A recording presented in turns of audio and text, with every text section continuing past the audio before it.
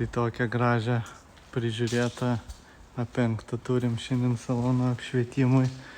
Tai atlikta labai daug darbų, daug kas pakeista.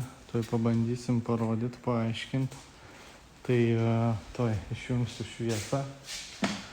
Tai štai toks grožis pas mus. Tai duryse buvo padaryta juostelė, durų kišenė ir durų rankena. Štai taip atrodo. Tada kojo apačia štai taip atrodo. Ir prie centrinės panelės buvo nemažai padirbėta, tai juostelė prie pavarų dėžės svirčio. Tada diodas sumontuotas pas mus apsišviečia cup holderis.